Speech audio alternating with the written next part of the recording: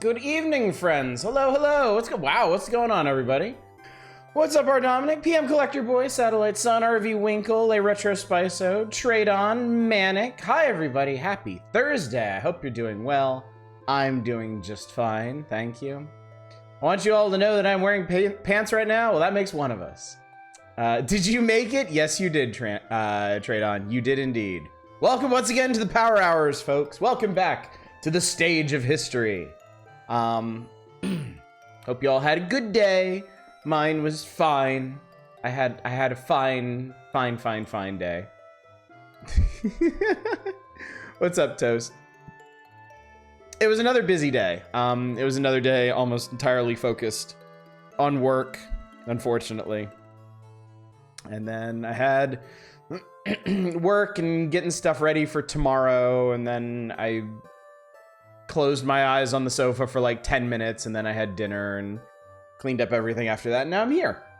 So, once again, wish I had more to report, but yeah, I just haven't had the chance, I'm afraid. I feel like there's a limit to how well I can be doing if I am wearing pants. I feel you on that. I mean, I don't feel you, but I understand where you're coming from, so yeah, Anyway, happy day 3 of Kevin McCarthy being a giant self-destructive idiot. Cheers to that. Oh, Jesus. I'm gonna move this out of the way. My head is all fuzzy and I'm unhappy. Amuse me, GOP in disarray. How about, yay, Republican self-destruct. There we go. The term so-and-so in disarray almost feels like a cliche at this point. Like, it's just what gets trotted out every time anything doesn't run the way it's expected to. But man, if ever there was disarray, it's right now.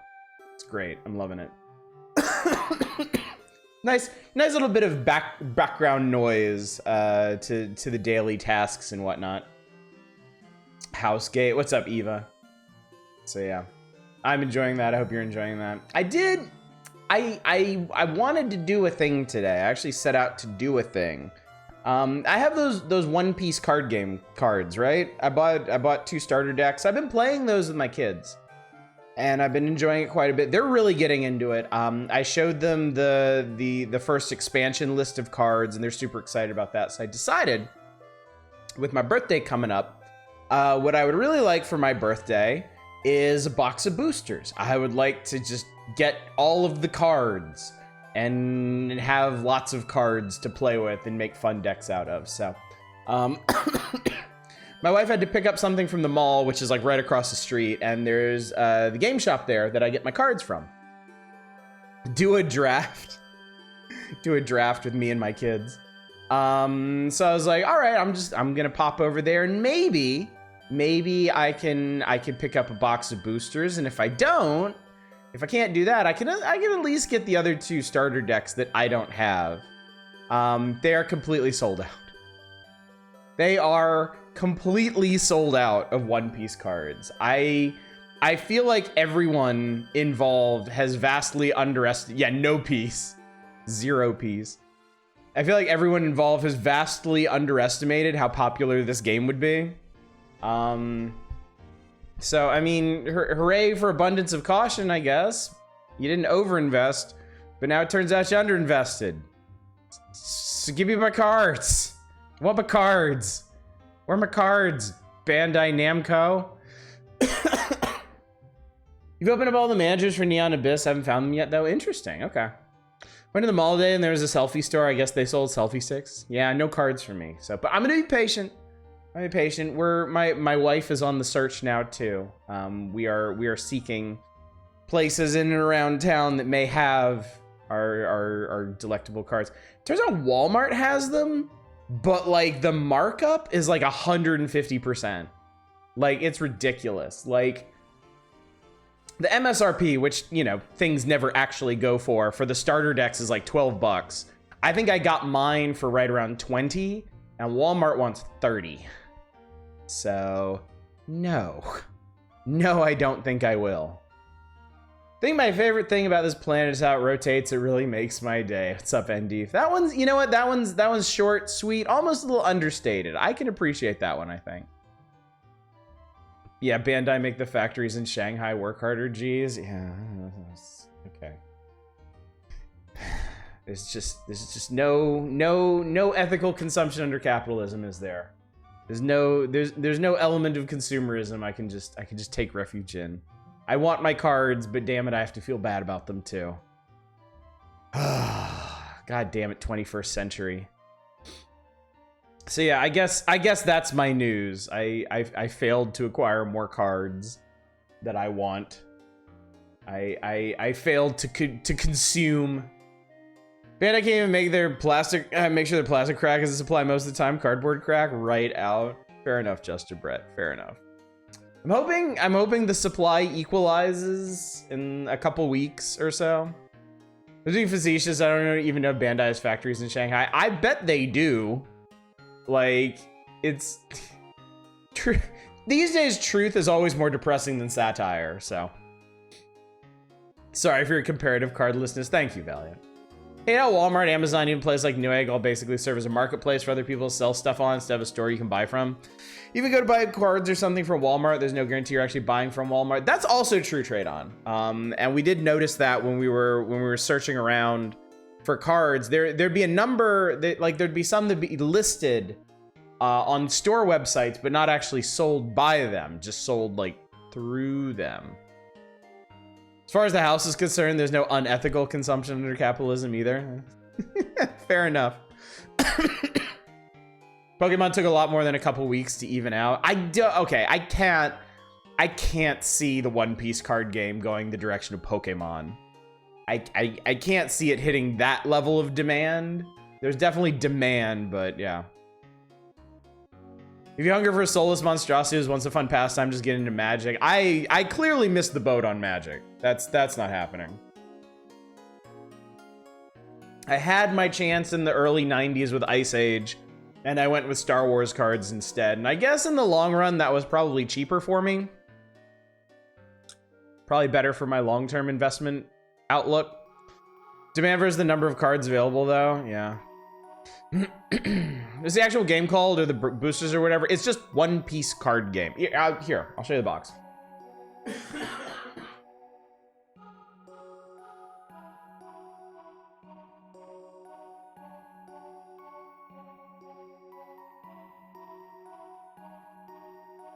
It's just this. And yeah, the first expansion is called Romance Dawn. Yeah. Magic's still fun under certain circumstances. I think if I ever was to get into Magic, it would probably be online. Cause they have pretty decent, like, virtual card playing now, don't they? God, I remember someone sending me a picture of a store that sold Pokemon cards, but they put the security tag through the actual booster pack so they couldn't be stolen, stop and think. Oh God, that's messed up.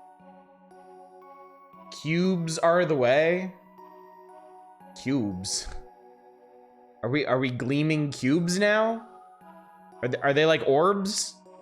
Are they like orbs for cards? Got into Magic in high school. I played for like 2 years and then I got out. I genuinely, like, look, I don't dabble much in regrets. I don't have many, if any, genuine regrets about my life.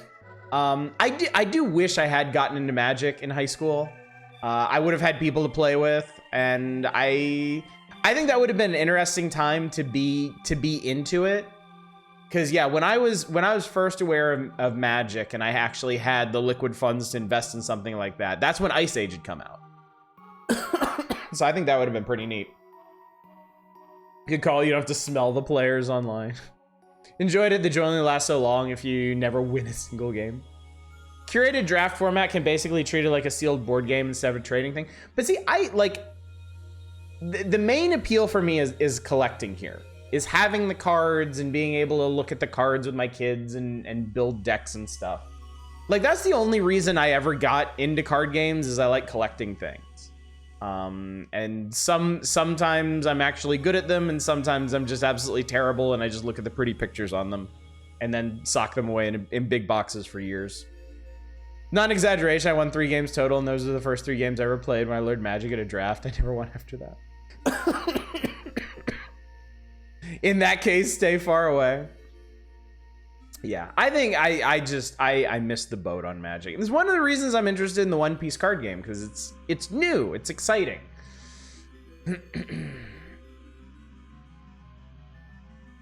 Keep can be that too. There's no reason to push. It's just another game. Mostly interested in the aesthetic value of the cards. Okay, look, I have a weak point for collecting things. I've mostly been able to resist that over the course of my life, thanks to the financial lessons of my parents. As much as I like collecting things, I generally don't invest a lot of money into collecting things. But I did. Oddish is a hoarder. No, I actually hate hoarding things. I at least once a year I go through my stuff and I throw out everything that I don't actually want anymore.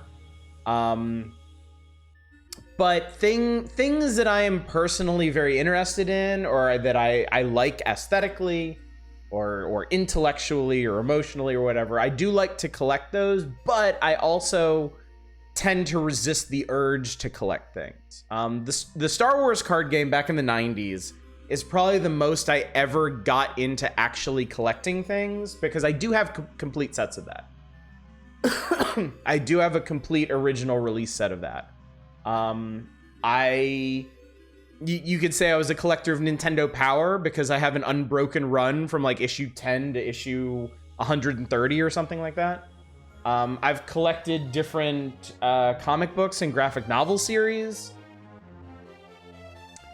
I suppose you could look at my Steam account as a sort of collection, though I don't really approach that with the intent to collect.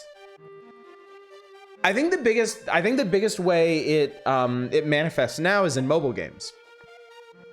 I mainly get interested in mobile games for the collection aspect, like that terrible Star Wars game I play. I'm not super big into the competitive aspect of it, or the cooperative aspect of it, or the PvE aspect of it. I just like having a little virtual bonsai garden of Star Wars heroes and villains that grows at a very, very gradual pace. I like having things that grow over time, and I think I look at collections like that. You know, you start with a starter deck of something, and you buy boosters and you round out your collection, and you end up with this nice big variety of cards and art and stuff. So it's just, I don't normally indulge those desires. Like, I mean, I could have been a Lego collector. Hell, I could have gotten into like Warhammer or something and collected armies and figures.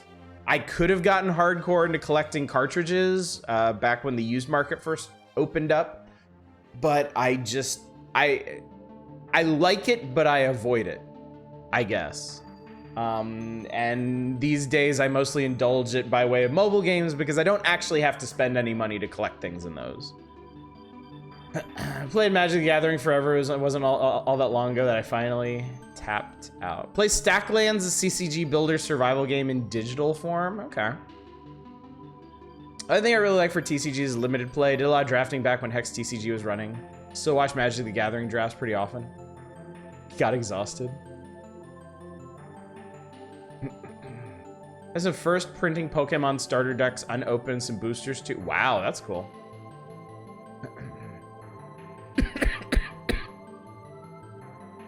So yeah, I have the soul of a collector, but I don't ever really let it out.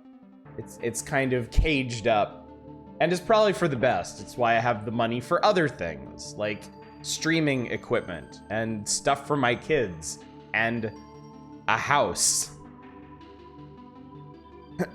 Use coins made from production to buy booster packs to help the village grow. Oh, that sounds neat. That sounds pretty cool. I know that post in the magazine is for Out of This World, Another World, but it just mirrors that kid look like fucking Jim Power. That is like, I feel like that kid is like the generic late 80s, early 90s video game protagonist. Like, if your whole concept for your game is like regular nerd guy who gets zapped into video game world, this is him. Like baggy orange t-shirt tucked in, jeans, white shoes, clean haircut. I have the soul of a collector locked away in my closet. It's still in the collector, but we're working on that. If you'd bought all sorts of cards in the 90s, you could have used them to buy a house. If I had actually gotten into Magic around Ice Age, maybe. If I'd gone back and tried to collect original run cards, maybe. It's a shame I wasn't into sports. I could have gotten baseball cards and gotten lucky off that. I feel like Out of This World is a precursor to Abe's Odyssey. That's interesting. I always thought Abe's Odyssey was the evolution of something like Prince of Persia. Fuck this guy.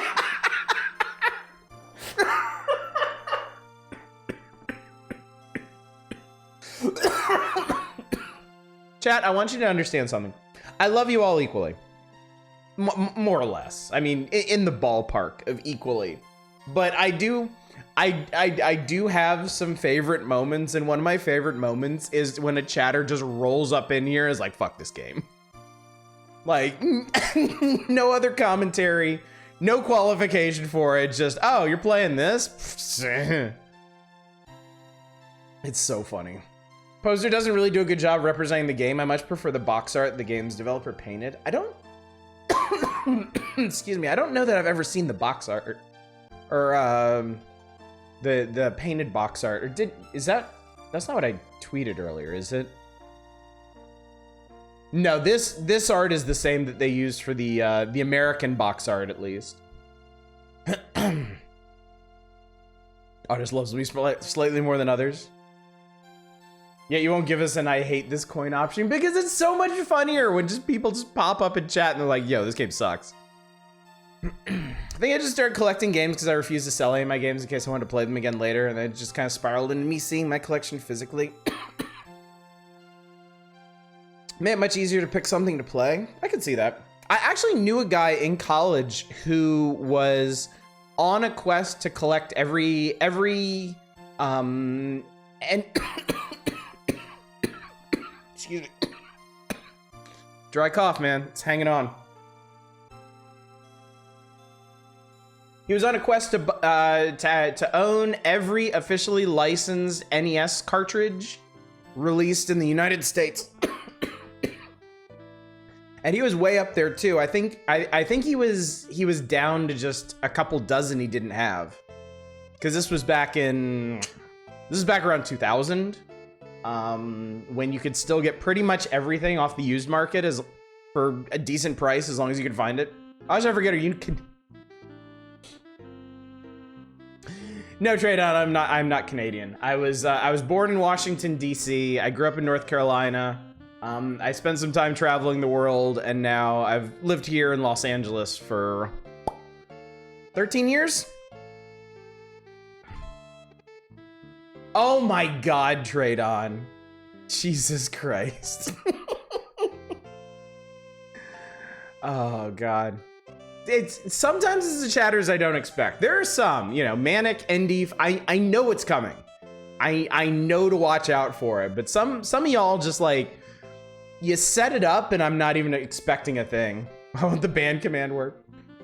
I hope you have fun with it. It does have some cool imagery, but it's trial and error slog with Horde's cinematic controls. So I actually streamed this a couple weeks ago, and yeah, I completely agree. I know there's people in chat that really, really love this game. I'm not one of them. Guess everyone hates this game. Original painting is on the game's website. It's got the alien crouching in the foreground near the Black Beast and Lester standing on the edge of a cliff in the background. That's cool. That's pretty neat. Just always on. Have to disappear from me, and I'll try to drop back later if I'm out in time. Best of luck. Thank you, Valiant Cheese. Have a good one. Hopefully we'll see you later. Never got to play this until a few years ago when it came out on Steam. Oh, that's right, it's on Steam too. Look, the whole genre, whatever you call them, the Prince of Persia, Out of This World, Flashback, Abe's Odyssey, I never really got into them. It's not what I'm not looking for a real technical experience when I'm playing a platformer. I vastly vastly prefer more freeform stuff. I do think they're very interesting. I do think they're very, very interesting games. Just generally not for me. I may regret saying this now. Flashback I really like. Flashback is probably my favorite out of all of these. I think that's a really neat game, and I did put in the time when I was a kid. I think I may have rented that game twice, just to get further in it. We'll see if that holds up when it shows back up in the magazine, because I haven't played it in well over a decade. I don't own it. I only ever rented it. But I remember really liking that game because it has more plot and like story adventure elements than the rest of these do. Yes, there is a sequel, Flashback. Pitch Black or something? Fade to Black, that's it. Play Fade to Black. Do I forget any goodwill for that series? And Prince of Persia, I liked the Xbox Live Arcade remake of Prince of Persia. I haven't found another version of the original Prince of Persia that I actually like. And there's a Prince of Persia 2, isn't there? Isn't there a direct sequel to the original Prince of Persia that plays the same way? Wasn't Flashback originally intended for like the Genesis? I don't know. I don't know what what the base SKU for that one is. I just played it on Super Nintendo. Yes, The Shadow and the Flame. All right, I know nothing about that one outside of the fact that it exists. Telling me this is Second Prince? No, that would be the Two Thrones, wouldn't it?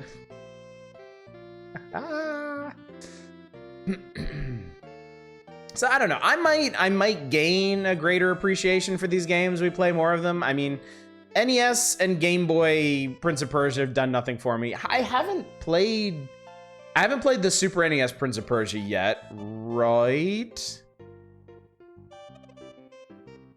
Out of this world is probably, I don't think I'm ever gonna click with this game. But I might appreciate Flashback again. There's another game that looked like Flashback. I'm not sure if it is. I think it was a Blizzard game, Blackthorn. Does that game actually fit into this genre, or is it more freeform? Shadow and the Flame as an SNES port? Oh, it does. Oh. Second Prince isn't worth as much as the first Prince. The Heir and the Spare. That's Blizzard. It does fit in the genre, but it has guns. I've always wanted to try that one. Nintendo Power made that one look pretty badass, but again, I never tried it. I would always forget it existed. It's no fun. Well, damn it. These games, like, what is this genre called? Does this genre have a name? Surely it's not Prince of Persia likes. They're not fucking Metroidvanias. Get the hell out of here. Cinematic platformer. That's definitely not the name I would have picked, but okay, I'll run with that. Cinematic platformers feel like really touchy things. Like, it feels like a very difficult thing to make a genuinely enjoyable one. I have to assume a lot of the appeal was just the high quality graphics and animations. Because Prince of Persia and Out of This World were both rotoscoped, right? Wouldn't have picked it either, but then again, I wouldn't call them puzzle games either. Yeah, I'm not the person to ask about that. I refuse to use the term roguelite. I enjoy figuring out what to do in a scene. This game is fun when you play it with a guide. Okay, well, there's two very differing opinions there. It's a puzzle. I get that. I understand that perspective, but I also feel like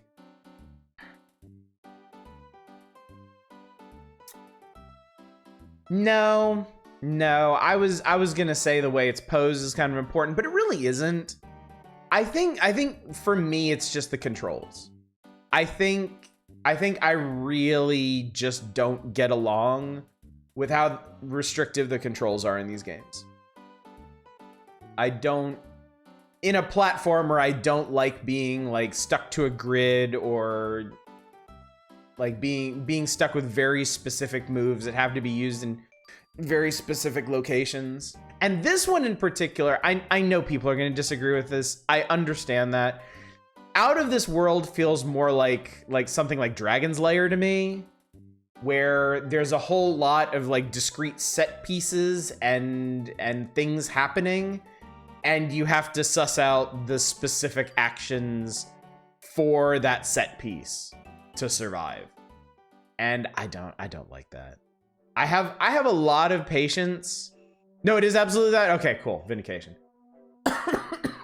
I have a lot of patience for other games that will just kill you constantly, like Super Meat Boy. But this is a very different thing to me. It's a very different structure for that, and the structure here I find very, very frustrating, personally. There's just too much clunk to it. You ever play Oddworld? I have played Oddworld.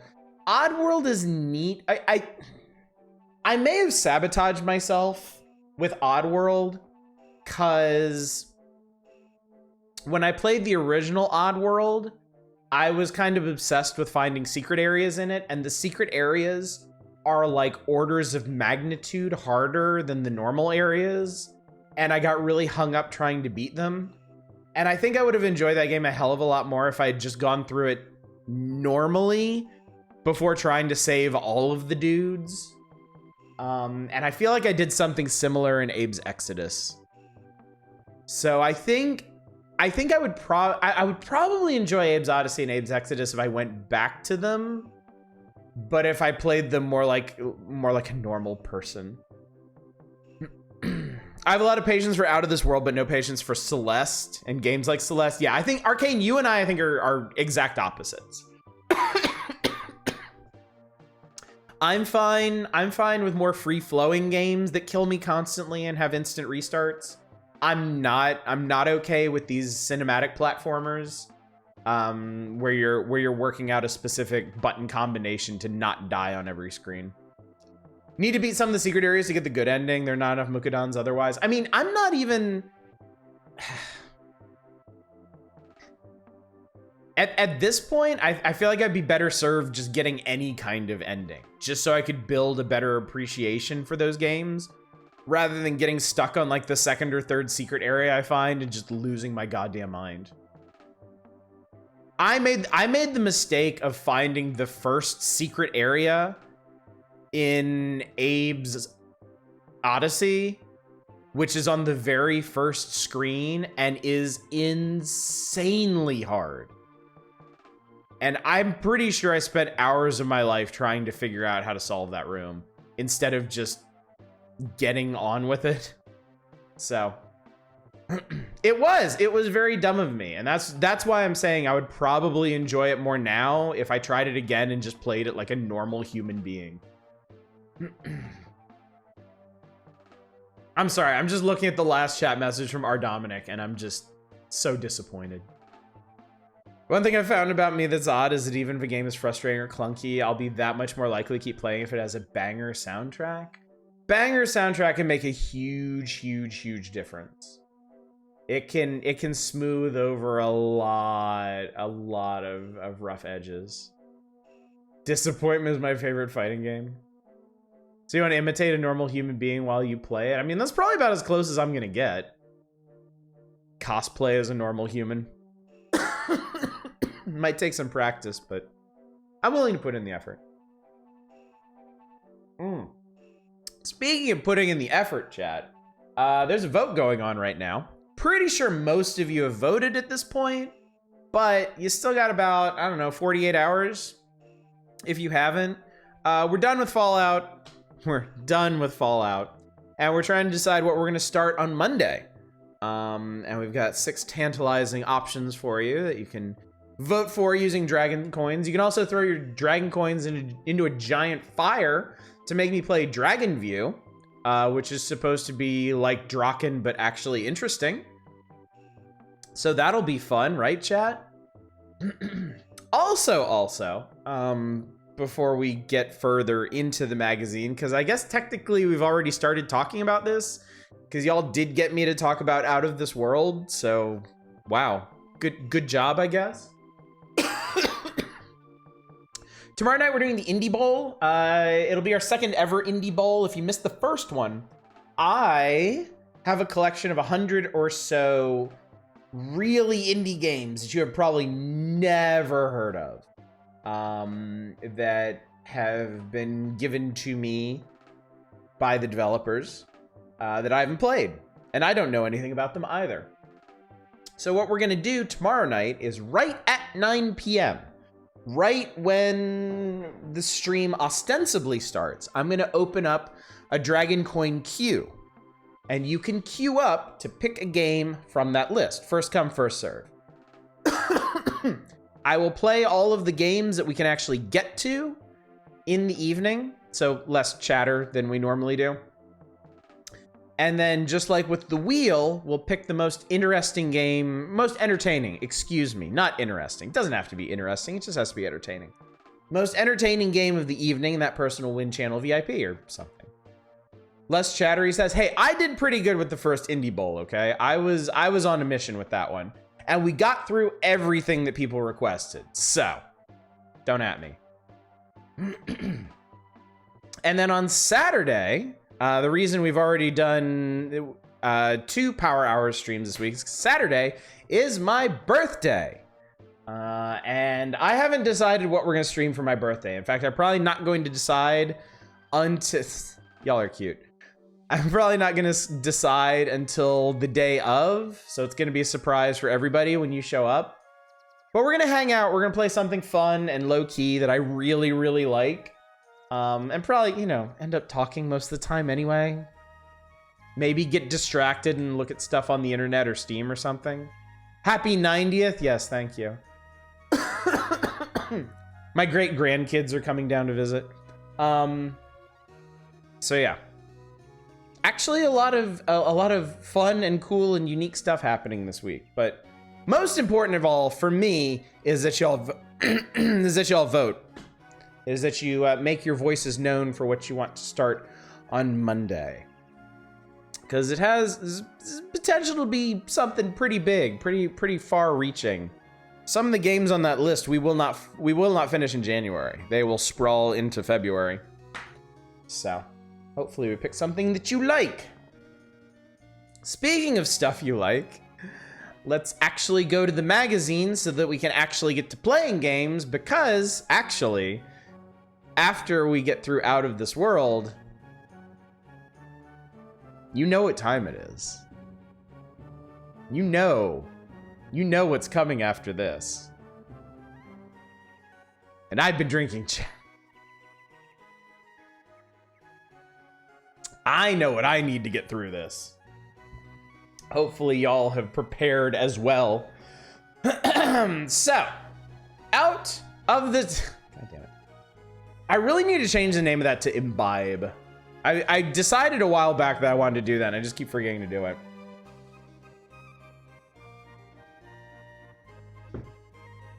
New dimensions of play. Not really, it's a platformer.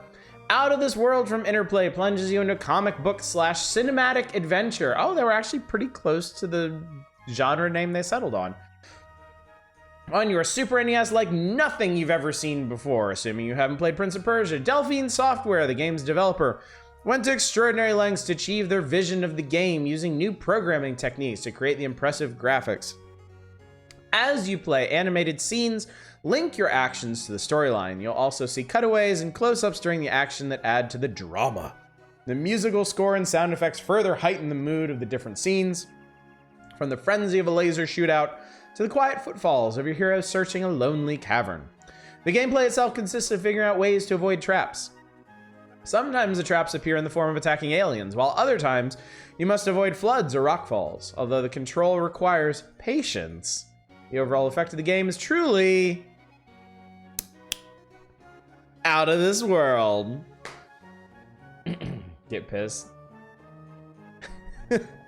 Only the dulcet words from Rob and George can soothe me in these turbulent days. I like pleasure, vroom vroom. Some really well-drawn rooms in this.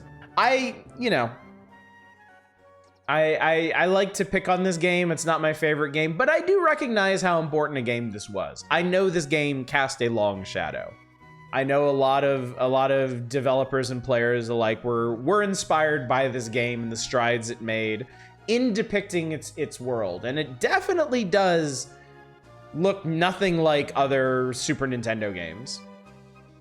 It's called Another World, so that doesn't even make sense. I guess they decided Out of This World sounded more like 90s extreme for the American audience because we're all morons and that's the only way we buy things, is if it sounds extreme to us. It's an utterly mind-blowing game. Lester Knight Chaikin, a scientist working on experimental particle accelerators, running a test late one night.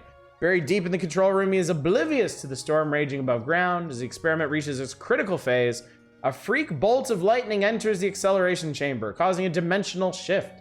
Chaikin is transported to an alien world where he is a fugitive, running for his life. The aid of an alien prisoner must somehow find a way back, or at least a way to survive. What's up, Zem? It's exactly the reason I bought Stardew Valley. I was so extreme. Another World was already taken in the US? Oh, is that the story? Oh, okay, okay. Well, that doesn't change my position on it. Americans need to be properly signaled to consume media. So we've done this area before with the tentacles and the slugs and the run away from the thing and the jump the thing. I died like half a dozen times. No, probably more like a dozen times on that. The prisoners section. Did we get... Oh, we actually got past this, didn't we? We got past the prisoner section. Because I remember this.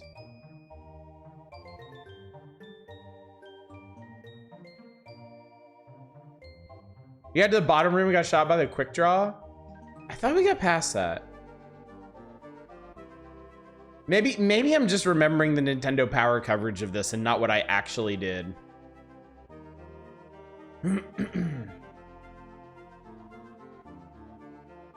So there's a big jump after that, and then there's a cavern that floods. There's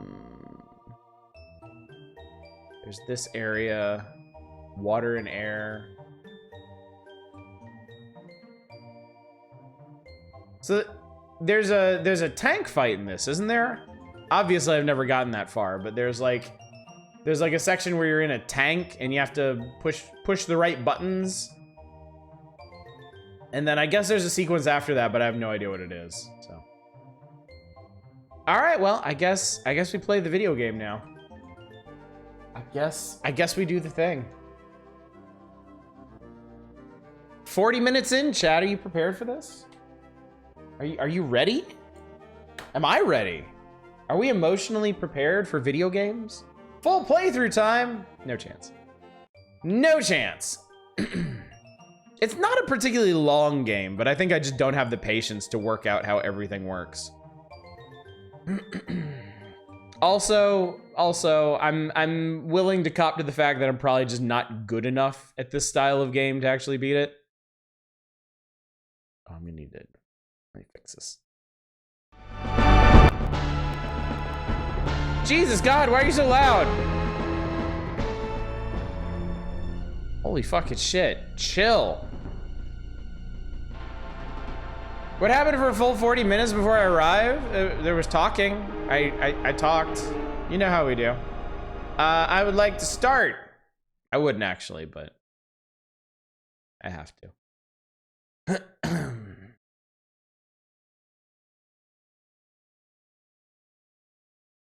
Oh, I skipped the intro. I didn't even realize that. Anyway, we just teleported into the water and there's tentacles that are gonna, you know, do the thing. Oh, I already fucked up and died.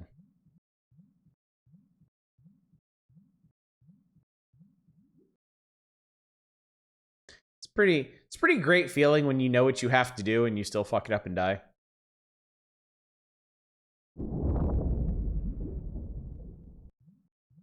Yes, this game has infinite continues. This game would be non-functional. This game would be a complete no-go if it did not have infinite continues. Kick. Kick. Kick. Squish. Squish. Knowledge is not always power. What's the... Ah, okay. That button doubles.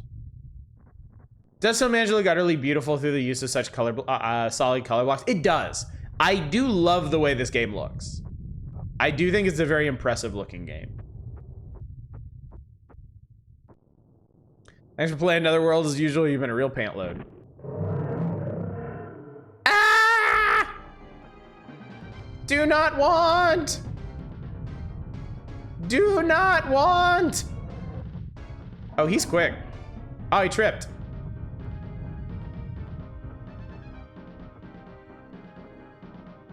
Jump!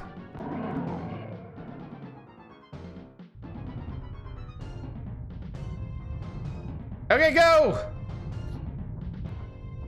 Back the other way. Oh, that tentacle was like, finally, my time has come.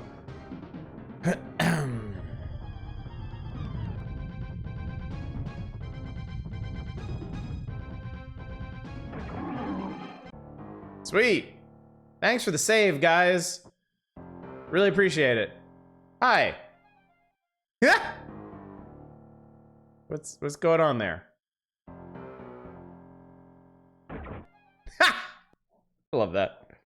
Oddish, why are you playing this? I feel obligated to.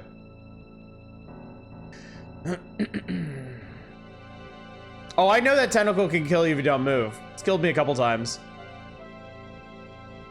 Congrats, Oddish. You made it past the part of the game I'm sure 90% of people stopped at. I know you didn't ask for this. I'm doing you all a favor on this one.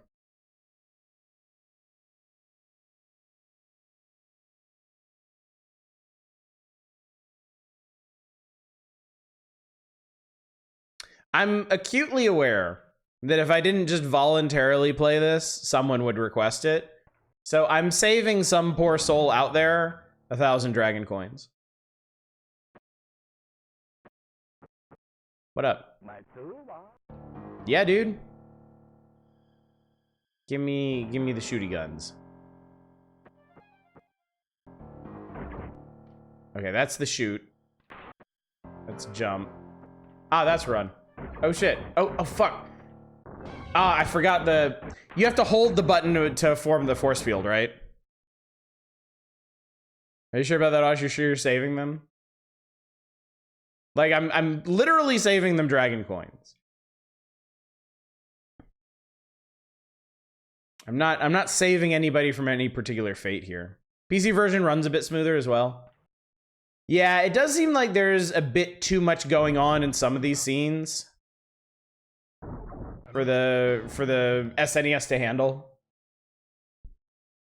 Hold the force field and hold longer for the force field door crushing beam. Okay. So you hold for a little bit to make the force field.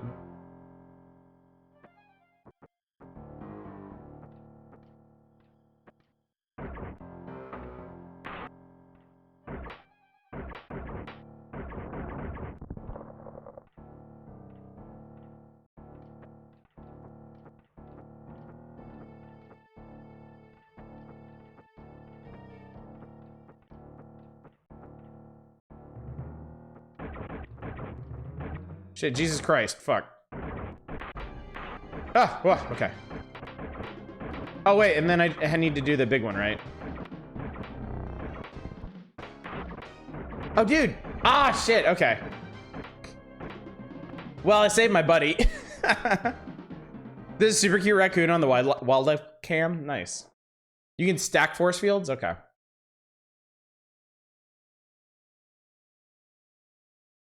Oh, you gotta stick your gun through the bear. Okay.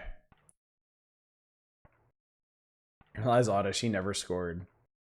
Well, for once that's not... For once that's not my fault, because there's no score in this game. Ha ha! Okay, so this is part of my big conspicuous problem with this game, is that every time I die, I have to start from here. I think if this game had more generous checkpointing, I would be okay with it. And I think that's a big reason why I'm okay with stuff like Super Meat Boy, but not okay with this.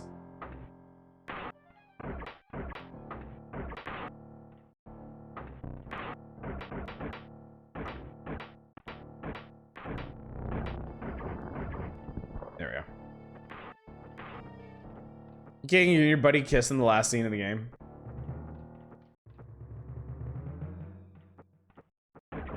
Yeah.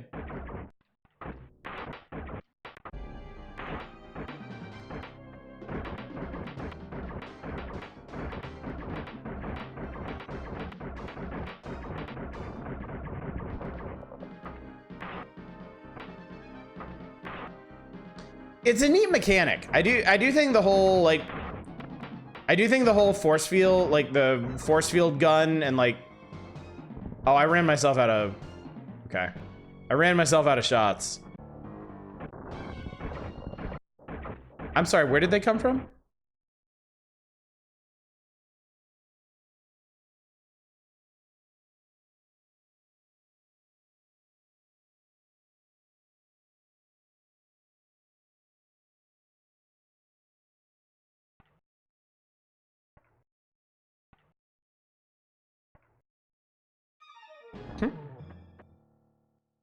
Oh, that's funny. You can fall on that guy before he shoots his gun in the air to summon the dude on the other side.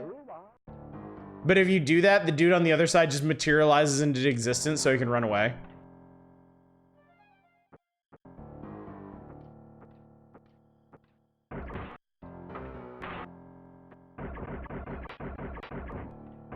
I guess I shouldn't be doing that.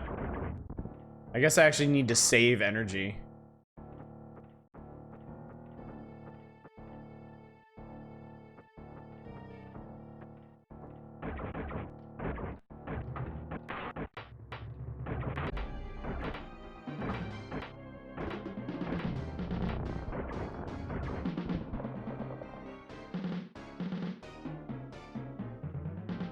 So then there's gonna be guys this way. Oh shit. Fuck shit.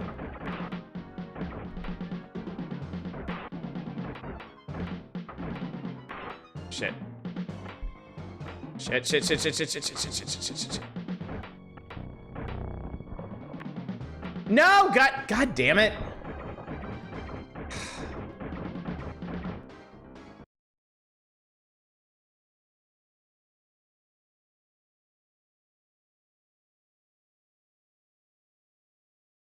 It's a neat concept for combat. Doesn't mean it's fun.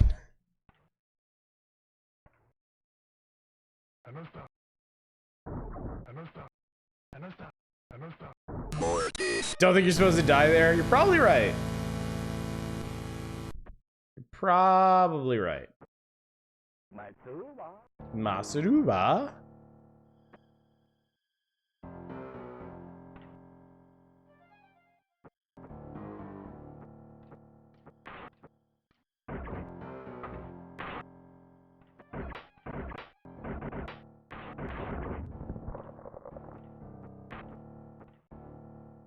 Oh, it's just a video game. You consider pressing the right buttons?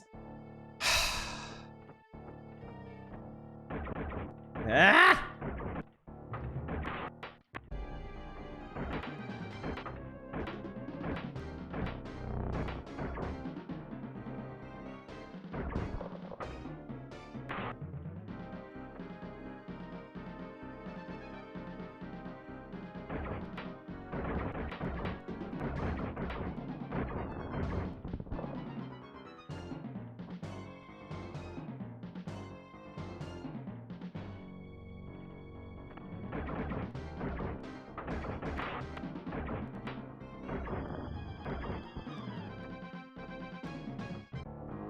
Okay, there we go.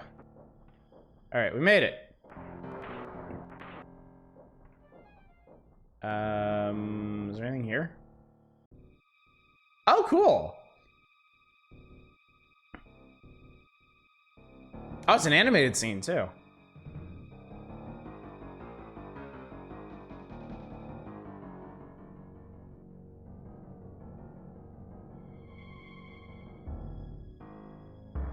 That's pretty neat.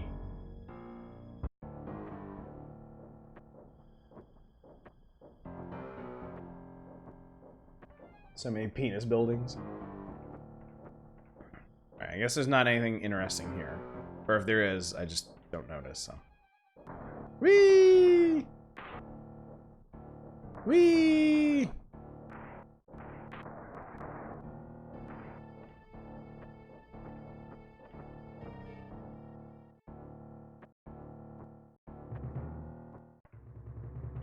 Okay. Oh, wait, I can blow this open, can't I?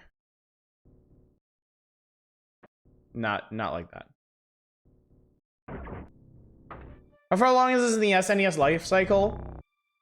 You can, but you shouldn't. Well, too late. Fuck. Alright, bye. Sure, that won't come back to bite me in the ass.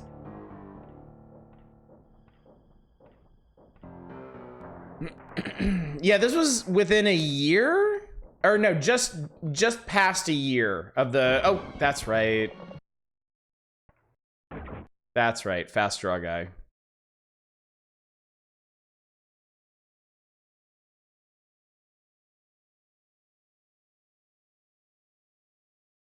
You got the power first, so you can't just open the doors and needs to shoot them open? Ah, okay.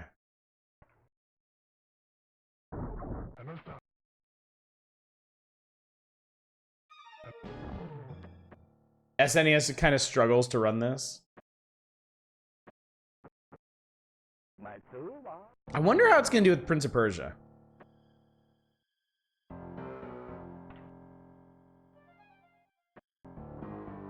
I don't know how clear my memories are, but I remember Flashback running pretty well.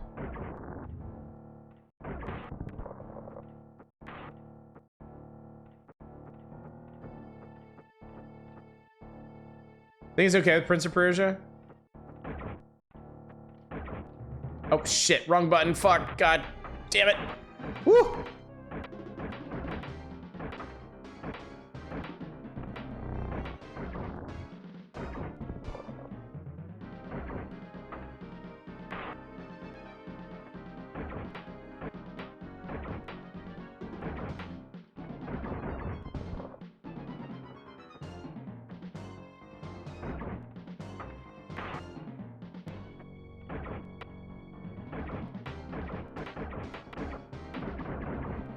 There we go.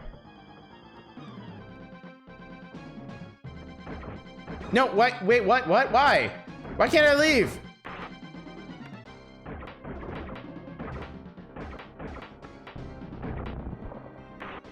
No, I'm out! What the fuck?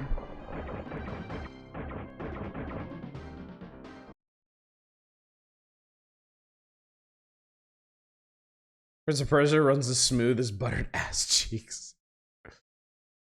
This is doing a pretty damn large amount with the SNES. Yeah, it definitely is. It definitely is. And that's probably why Prince of Persia and Flashback run better.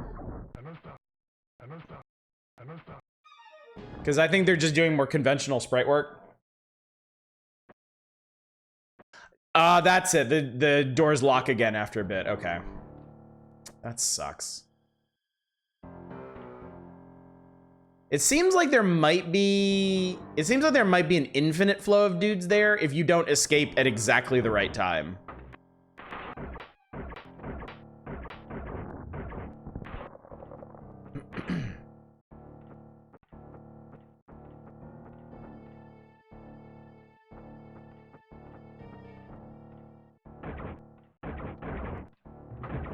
They wasted no time that time.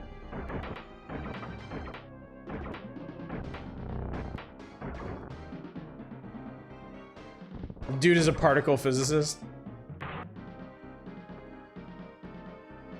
Surprised we're back to this. I'm doing chat a favor against my better judgment.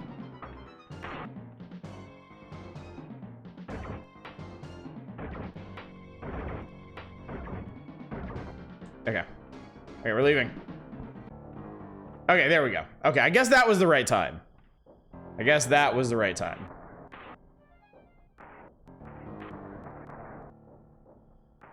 It's not a favor. I think it's a pretty good game. You probably like the remake better. Maybe.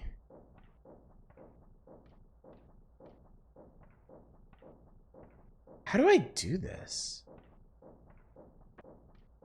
Do I just take like one step and shoot?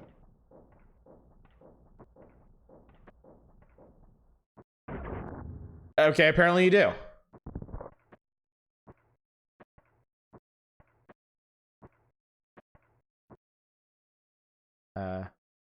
There. Oh, I guess that killed the power. Okay.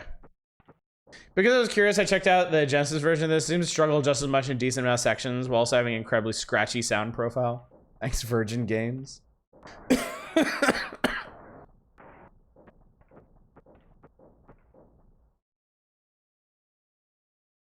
Don't jump. Shoot. Okay, run. Go. Go, go, go, go, go, go, go, go, go. Okay, that was weird. What in the hell is making that happen? That's utterly bizarre. Go!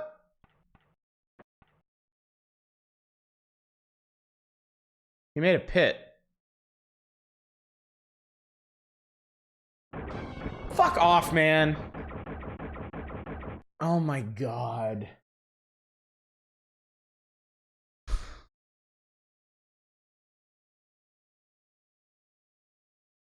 Okay, look, again, this kind of gameplay is fine if they don't make you do the last 5 minutes of actions over again.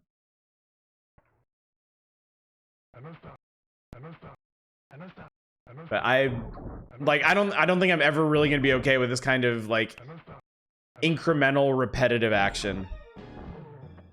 Do you kind of hate when cinematic platformers have any bits that rely on quick instincts? I mean, I was waiting there for him to open the door so I could shoot him, and he shot me instantly. Because apparently you're not supposed to do that.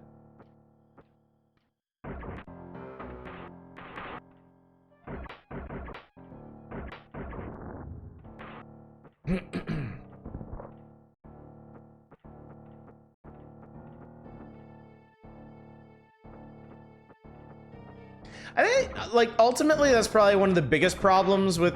Did my friend just... Did my friend just die? Well, it doesn't matter. Somebody got fried. And I guess it was my buddy, because he wasn't unlocking the door.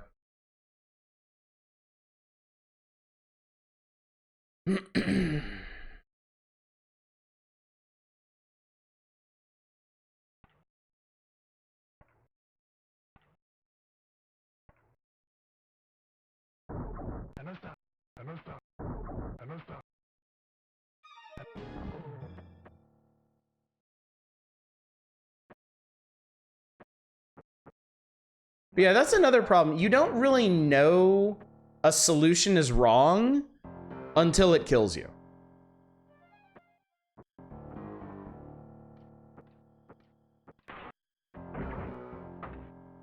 Like, that's kind of the very definition of trial and error gameplay. God damn it, dude.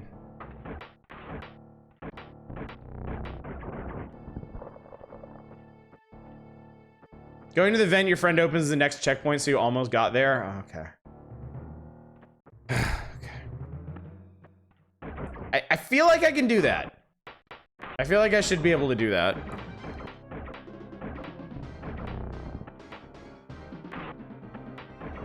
What the fuck? How am I out already?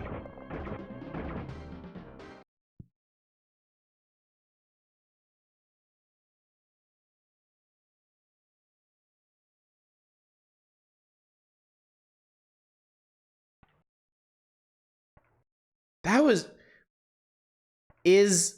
I feel like I shouldn't have to ask this, but is your ammo count for this section set, or is it kind of randomized?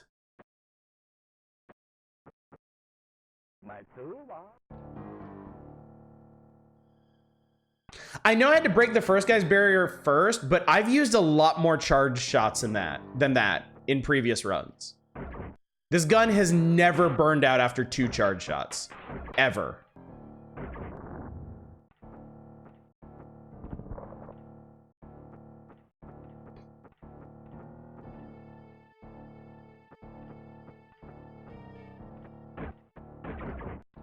Like, I've done multiple charge shots in this part. I had to do another charge shot to get through the wall later. Oh my god.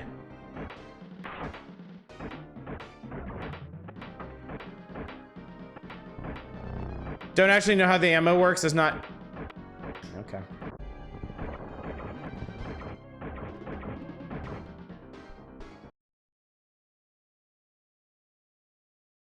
You bet it's per screen? Oh, that could be. That could be. The frame rate does not help the scene.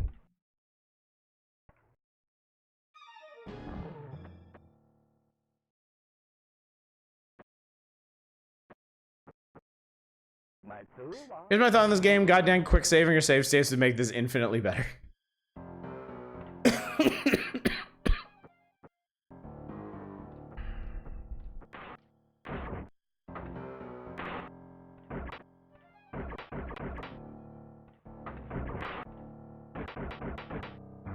I might as well just die.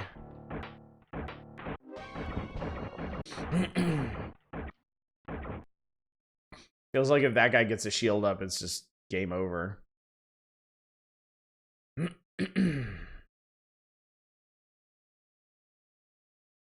Well, guess I'll die.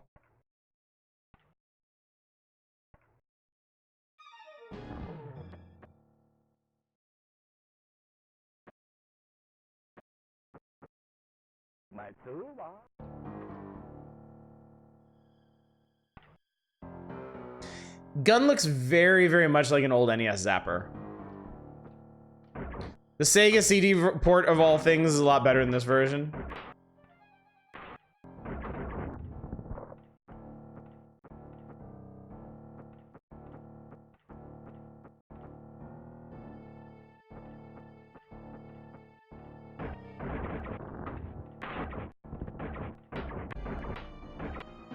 Like, what just fucking happened?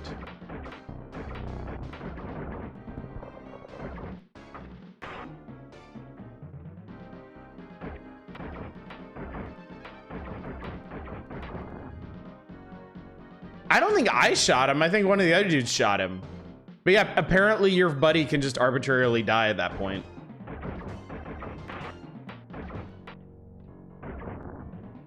So that's cool.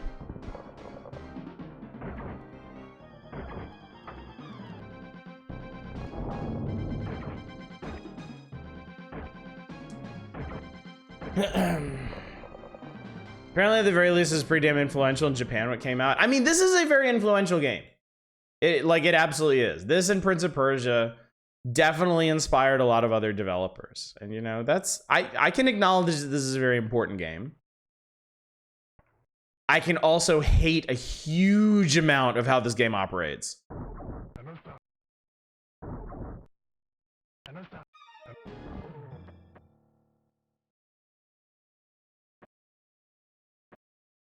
I mean, honestly, if it wasn't groundbreaking in so many ways, it would just be another entry in the garbage list of the Super Nintendo. But to its credit, it did do a lot of things that were different and important.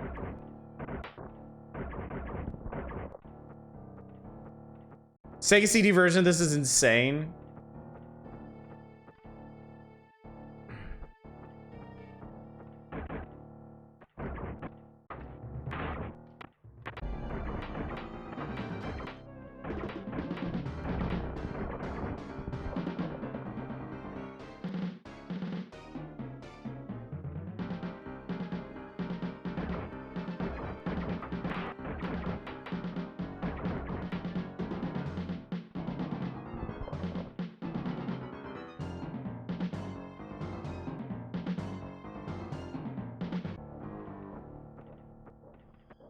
Okay, well, that went a lot smoother than they tend to go.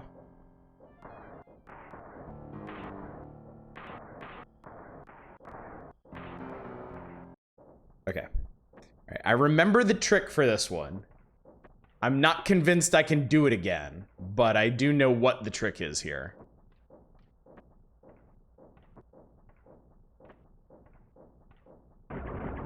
Okay, I did it. Alright, killed the power. Okay, so I need to run into that room, and when he opens up the thing in the floor, I need to go down the thing in the floor.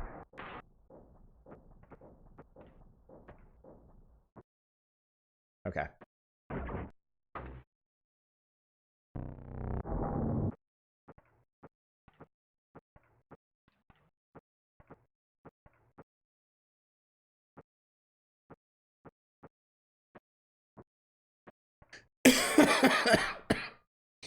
Does anyone get Darkseid legit, or is it doomed to be grabbed as abandonware? Yeah, I don't think. Whee! Tuck and roll, tuck and roll. Cool. Yeah, I don't think so. Oh, this is cool. I love having no idea where I'm going. Oh, cool, going that way kills you. Very cool game. Very cool.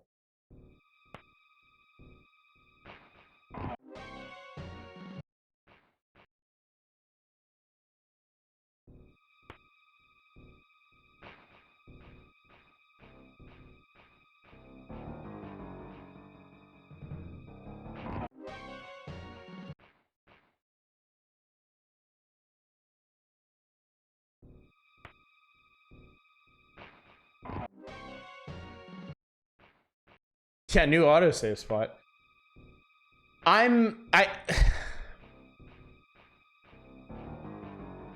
gotta be honest, at this point, I'm kind of shocked this game is as famous as it is. I'm genuinely kind of shocked.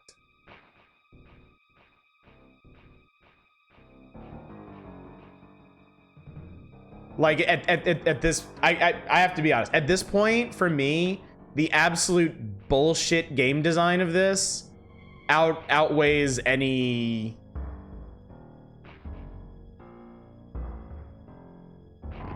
Fuck off, man. Yeah. Yeah, this outweighs any kind of innovation or anything this game did.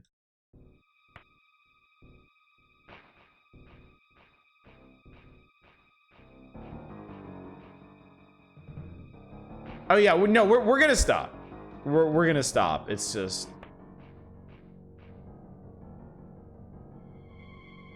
I was excited. I was excited because we got to a new area. And I was like, oh, that's cool.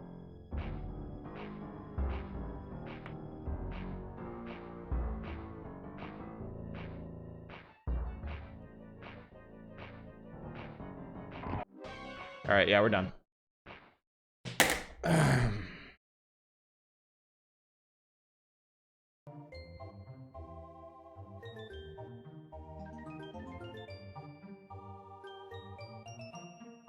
I'm happy for y'all that like this game. I'm happy for you. I'm glad I'm glad you can find pleasure in this. You know, it takes all types. It really does.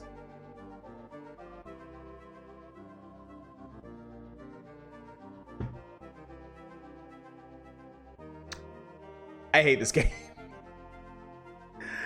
I absolutely hate this game. I can say that with certainty at this point. I will never be a fan of Out of This World.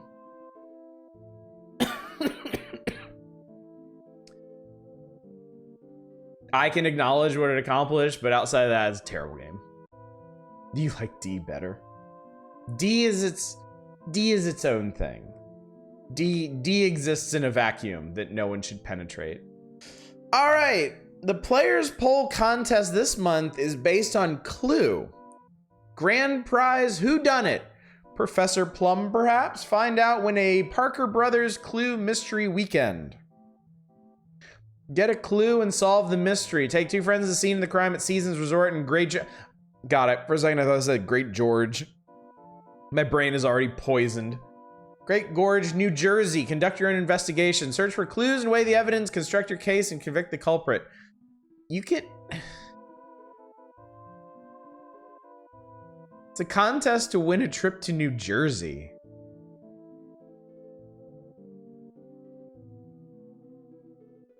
That, okay.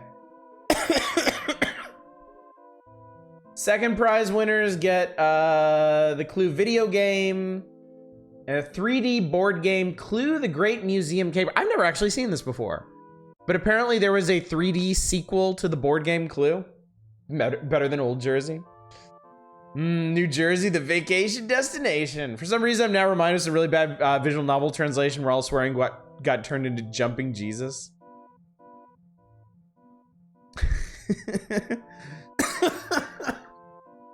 New Jersey was the best they could do with the budget.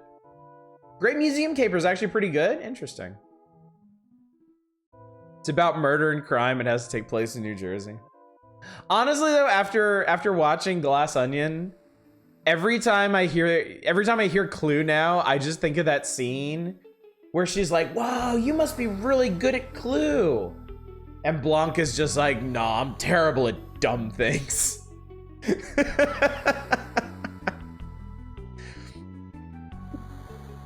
Fucking dude hates Clue. I knew I liked him for a reason. New Jersey at least is better than being around abusive family. Yep. It's the best tagline you're gonna get. Hidden movement game where you take turns trying to rob the museum while other players attempt to stop you. That genuinely sounds neat. That does actually sound pretty cool. Nah, fool. Clue is good.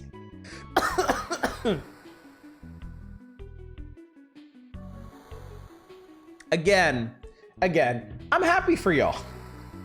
I'm happy for y'all that take pleasure in these things. I'm happy that you can find joy in the most unlikely of places. Your students like it. Yeah, your students are kids. They're children. We can all agree the movie Clue is at least great fun. Movie Clue is fantastic. I love movie Clue. If I recall, there's a Clue FMV game. No, I've seen movie Clue many times. I love it. It used to come on TV a lot, and I would always watch it whenever it was on. I wonder if there's any details on what this actually is. Grand Prize trip.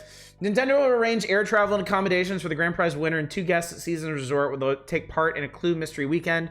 If under 18, the winner must be accompanied by a parent or legal guardian. The winner must also provide written release to Nintendo of America. Estimated value of the grand prize is $5,000. The exact day of the trip is subject to final determination by Nintendo of America and to accommodation and airfare availability. Some restrictions apply. I really hope they follow up on this in a future issue so we can find out what exactly this entailed. I remember the Clue game show on TV. Yeah. That was interesting. I can't really call it good, but it was definitely ambitious. There was a period, I think it was in the mid-90s, where they were trying to make game shows out of all these board game properties. Because I remember there was Clue, I remember there was Monopoly, I remember there was a Scrabble TV show, which was actually pretty neat. I want to say there was a Battleship one. There was You Don't Know Jack. I mean, that makes sense. You Don't Know Jack is set up like a TV show to begin with. It was?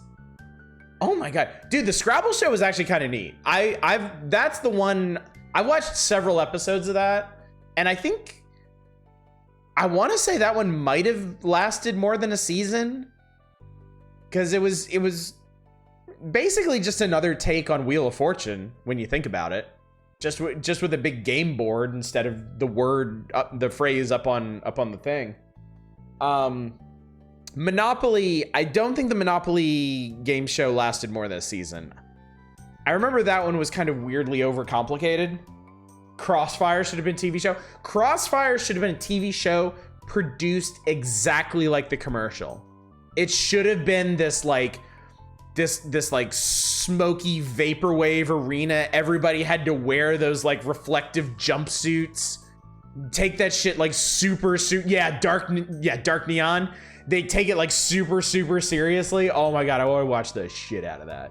Arcane, do you not know Crossfire? Mousetrap should have been a TV show? I think there was. I think there was a Mousetrap TV show. Somebody link Arcane the commercial. Please, somebody link Arcane the commercial. Oh man, Arcane, you'll get caught up in it. Dude, the Crossfire! Dude, the Crossfire commercial is legendary. Every kid from my generation remembers that shit. There might have been, okay, shit, we gotta do some research. All right, hang on, chat. Hang on, it's research time. Man, okay. Was there a Mousetrap TV show?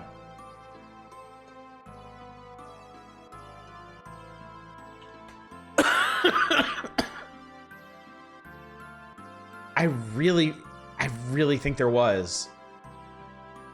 I only know the Crossfire political show where Jon Stewart roasted younger Tucker Carlson's bow tie. Wikipedia doesn't have anything on it.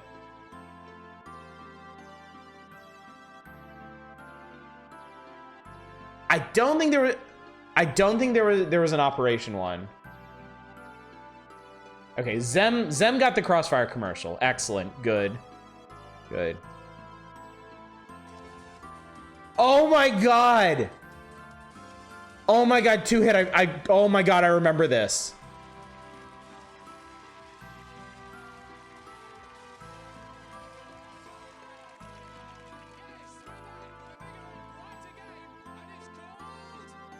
Holy shit. Can't believe that actually existed. Definitely watched a couple episodes of the Mousetrap TV show. This is way more extreme than I remember. Might have been with a different host. If any version of Clue was going to sway Oddish, I feel like it's a Clue PC game that's not actually Clue and just cheesy point-and-click adventure FMV game. I might have to try that. It sounds weird and old. It sounds like it fits our wheelhouse.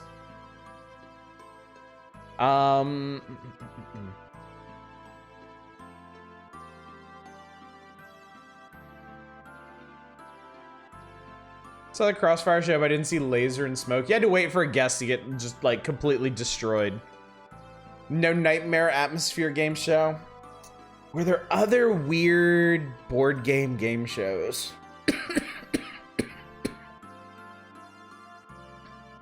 Only game show I ever watched a lot of was Double Dare. I watched a ton of game shows when I was a kid. I had this thing when Laser and Smoke were on American Gladiators. Hungry Hippos. Was there a Hungry Hippos show? Scott recently posted a video on board game video games, absolutely pointed out the key flaw of Clue is a video game. You only have one screen so everyone knows what cards you have.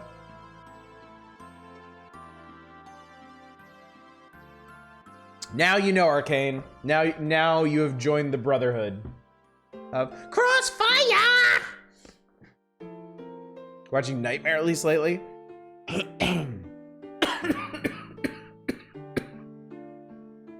So when I was a kid, I was really into The Price is Right. And I mean, I was into The Price is Right from like toddler age. Something about that was like infinitely captivating to me, to the point where if my parents needed me to settle down and take a nap, they had taped episodes of The Price is Right that they would show me, and I would just sit there and watch them until I passed out. I'll just like number go up, but without going over. I like when numbers go up, but without going over. You remember? Do you remember the one Price is Right game where it's the little like yodeling mountaineer guy and he goes up the incline, and basically you had to guess, it was like you had to guess the combined price of like 3 different prizes, but if you went over, the poor little bastard would fall off the cliff with like a Wilhelm scream or something. That terrified me when I was a kid. I was absolutely mortified that poor dude was gonna fall off that mountain, and he always did because they made that one super hard, like every single time. The only thing anyone remembers about that show is the wheel. Hell no, I remember all the games in that one. I remember there was a supermarket one where you had to match the price of the prize by choosing a bunch of supermarket items that would add up to the price of the actual prize you wanted. I remember the dice game where you had to roll 6 dice and then you had to choose, I think like 4 or 5 of them. It was. I think that game was for the car. And I think you had to take, so I think you rolled 5 dice and you put them up on the, you slotted them in this board. And then Bob would tell you if that digit of the price of the car was higher or lower than what you rolled. Or no, you had to guess. I think you had to guess if it was higher or lower. That was it. That was it. So if you rolled like a 1 or a 6, you were in good shape. Because I think all the digits were between like 1 and 6. And you'd get it for free if you actually rolled the correct number. But if you rolled like a 3 or a 4, then it was like a 50-50 shot. There was putting. There was a game that was just, you had to putt. And I think if you had to guess some prices of some prizes, and the closer you got, the closer you were able to get to the hole, so the shot would be easier. And Bob would always take the first one to show people how it worked, because of course he was an avid golfer.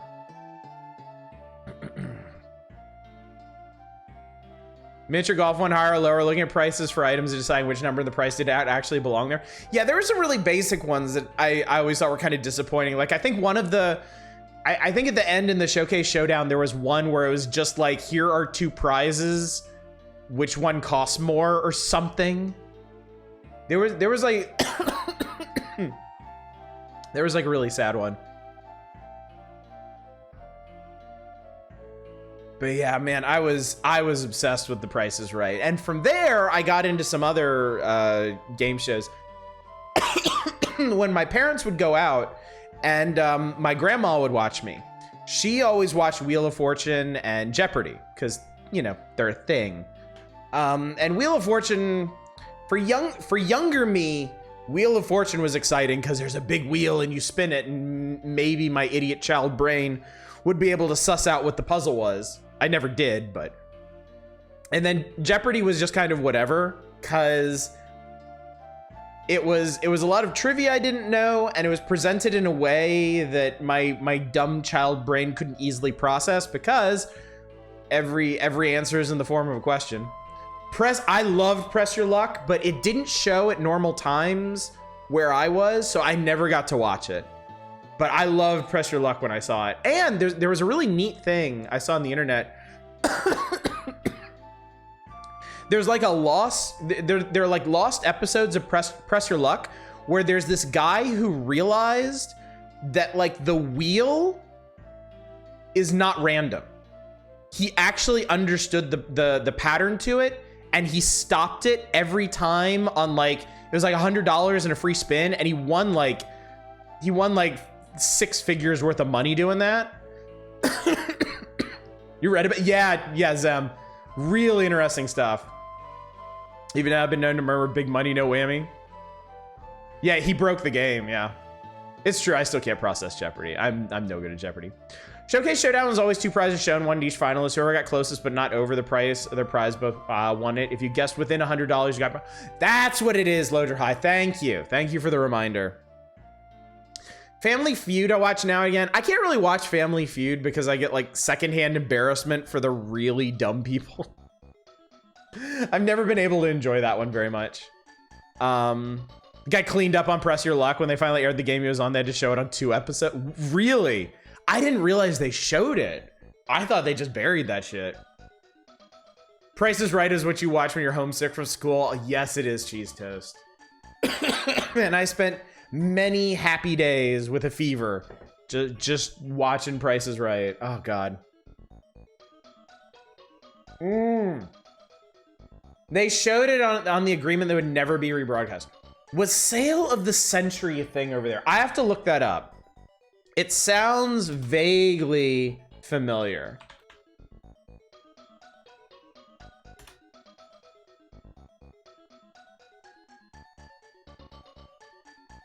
I mean, it does say it's an American television game show. Dude, this is from 1969. Holy shit. They did 990 episodes of this? So I guess the thing is, this was before my time. This is before I really got into it.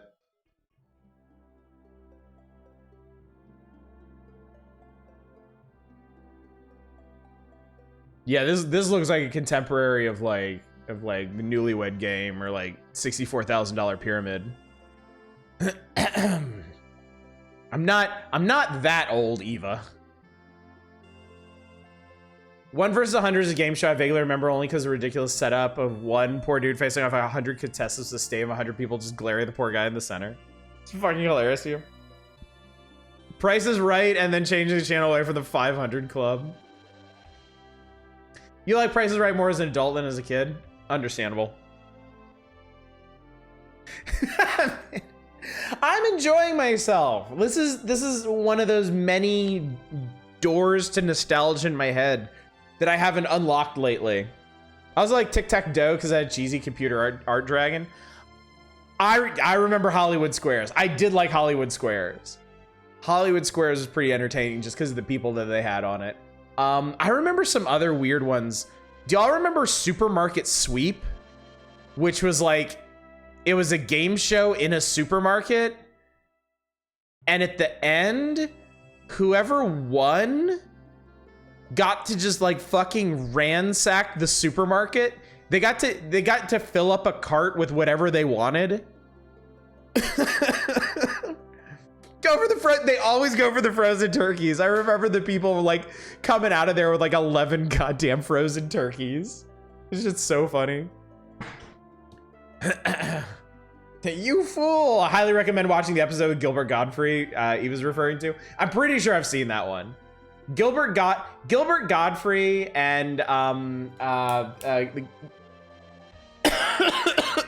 Golden Girls are the two episodes of Hollywood Squares I really vividly remember.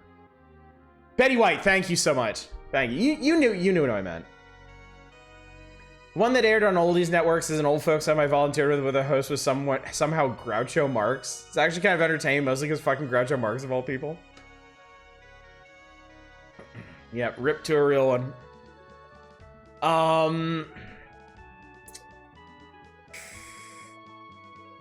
There was another one. It's so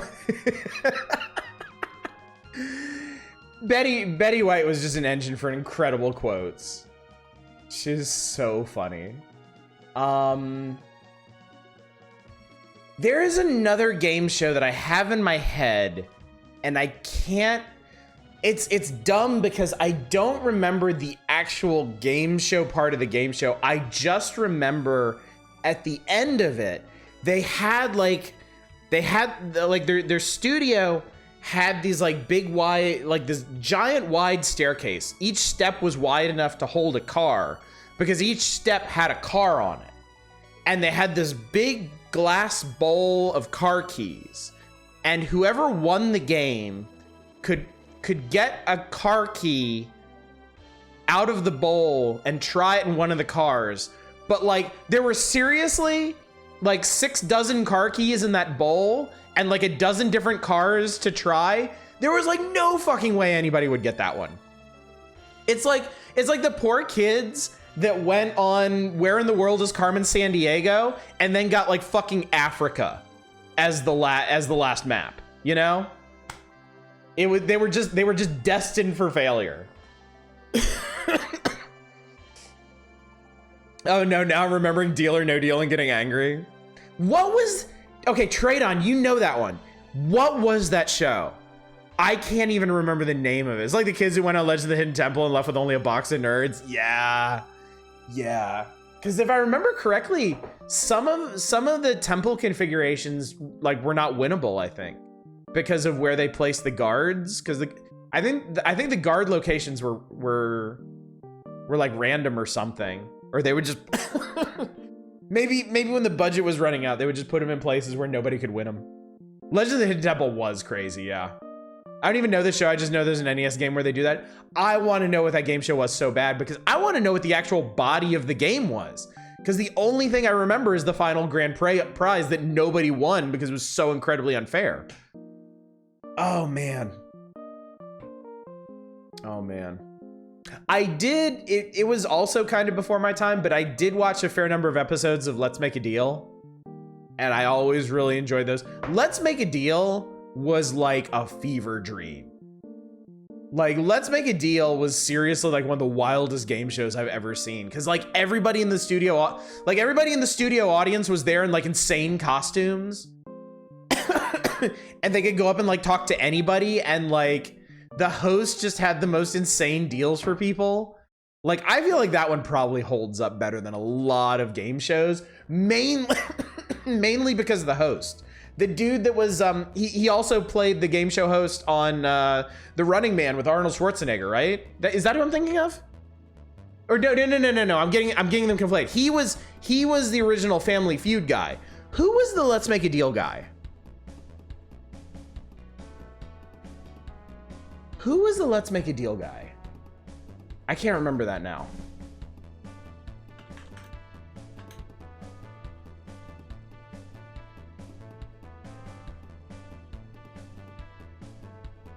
Monty Hall. Fuck, how did I forget that? He was so funny. Yeah. Okay, well, I guess they look kind of similar. Yeah, giving the name to the Monty Hall problem. I can't believe I forgot that. What about the show where the kids ran through obstacle course then and grabbed prizes during it? Yeah, Double Dare. Double Dare was a classic. Double Dare was like a Nickelodeon classic. That one was great. And that one honestly, seemed kind of fair. Just in the physical challenges. I do know that about the host of Double Dare, yeah. Mark Summers, wasn't it? Yeah. Yep, dude had really bad OCD and still managed to host a show where everybody just gets coated head to toe in slime and other goop. So good on him. There's one they stole from Japanese TV. They have to pose through a pose-shaped hole and moving foam wall. That's from Takeshi's Castle. I'm pretty sure that was from Takeshi's Castle. Takeshi's Castle had a whole bunch of stuff like that. Crazy looking back at Legend of the Hidden Temple and seeing how there are pretty much nothing prizes for everyone except the winner.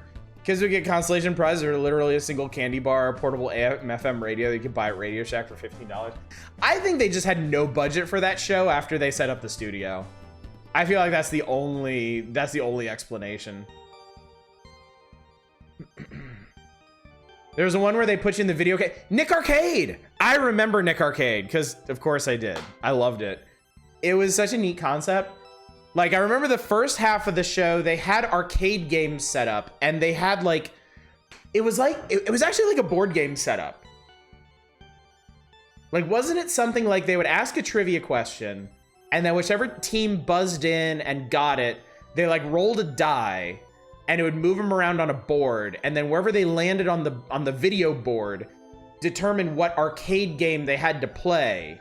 And it was always a challenge. Like you had like 90 seconds to get like 10,000 points or something, or like 60 seconds to collect such and such number of coins, or like find a specific item.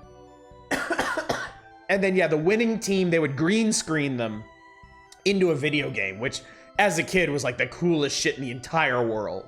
It's like, oh my god, you are actually in the video game. Yeah, it looks jank as hell, but I don't even care. Yeah, you had to play that awful platform with your actual body. Takeshi's Castle is an absolute classic, yeah. I feel so fucking bad for the contestants when you watch it. Only experience of Takeshi's Castle is MXC. I feel like MXC is not really a bad way to experience it. Like, MXC honestly is kind of like a greatest hits compilation of Takeshi's Castle. Like, I've watched full episodes of Takeshi's Castle, and yeah, they're great. Like, they're definitely great, but they're also a pretty different thing. And if you just want the visceral enjoyment of people getting destroyed by the stupidest stunts imaginable, MXC has got you covered. Also, some of the commentary in MXC is genuinely really funny. It's so weird for me because all the Nick game shows were so ephemeral. I was young enough at the time that I'd catch them every once in a while, but I'd rarely catch them, so they existed to me. I grew up with them. At the same time, they felt like fever dreams. I mean, I'm sure part of that was also the production of them too, because some of them were like insane, like Guts. Like, I have a hard time believing Guts existed, because they were so like hardcore and intense about that whole thing.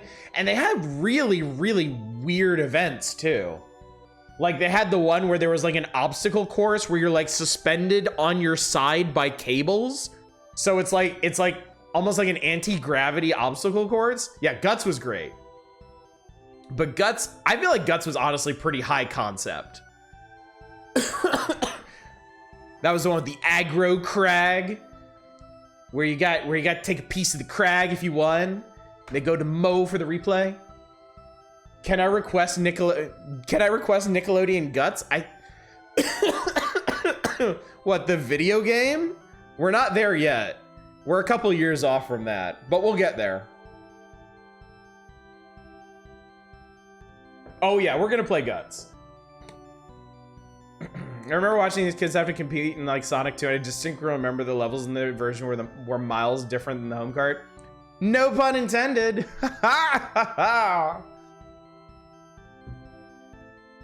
But yeah, man, old game shows are fucking fascinating. They're really, really neat.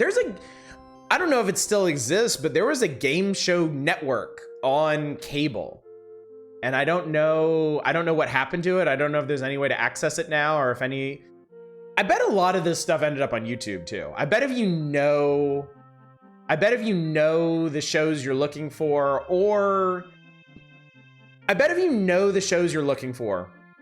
you can find them on YouTube, and they're going to be on channels that uploaded like either every episode of that game show or just like a smattering of all different game shows. So really makes me want to just spend an entire day trawling through YouTube looking for old game shows now.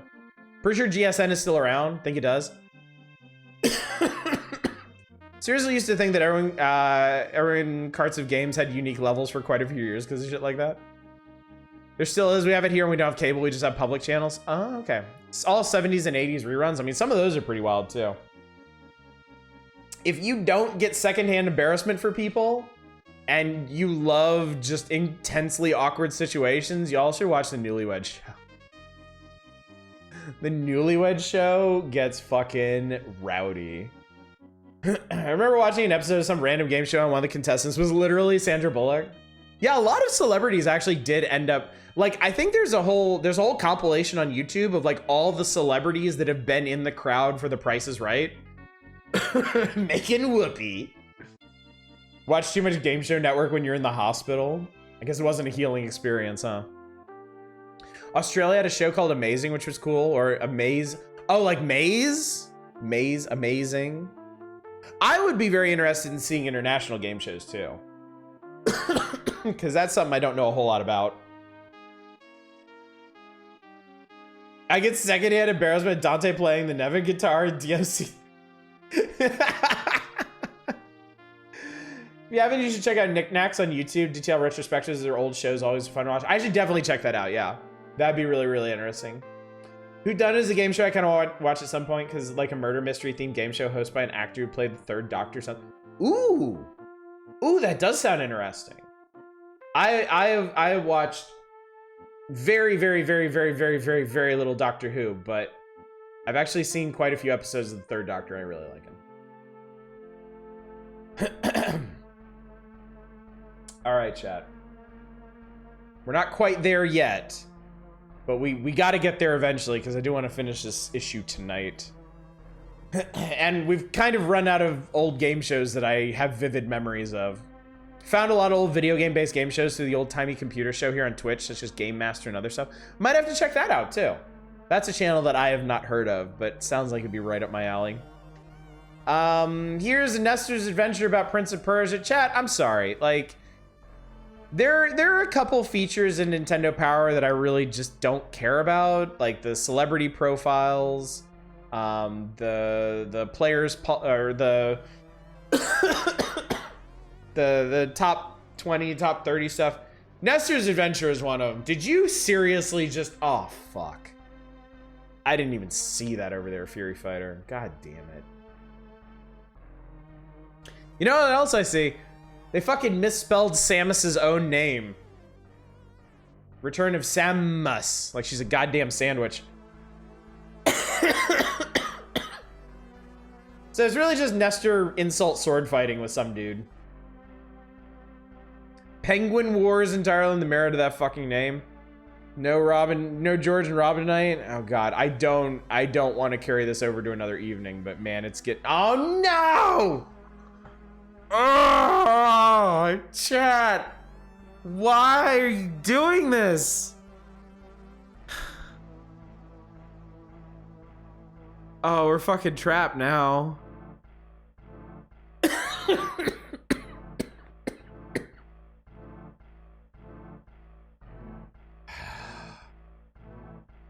You've delayed the inevitable. Why did you move your camera? God damn it. Inside me there are two wolves, chat. There's the wolf that fucking hates y'all for just picking the worst things we could possibly play. And the other wolf is like, just do it. Just do it. You fucking moron, just do it. You like it. Sometimes that second wolf wins. All right, I guess we're ending on power players, cause y'all have just. Did y'all really just? Oh my God, y'all already requested half a dozen games off this list. Inside of your two wolves, you need to stop eating wolves. I can't hear or see that meme without thinking of the one ending, and you should have never went to that furry convention.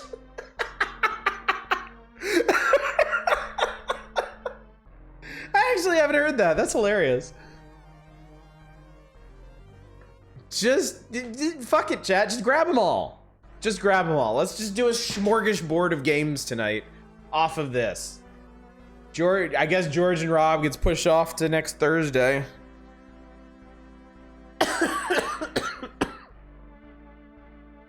All right, so we got okay. There's actually a couple score-based games on this one. We're never exiting this issue.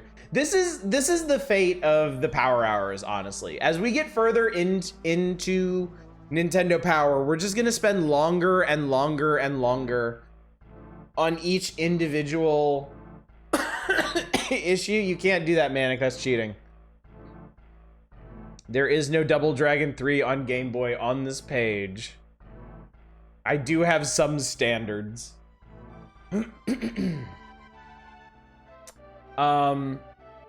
But yeah, the games that we want to play are just gonna get longer and longer, and y'all are just gonna meme harder and harder, and eventually single issues are going to take an entire month unto themselves to finish.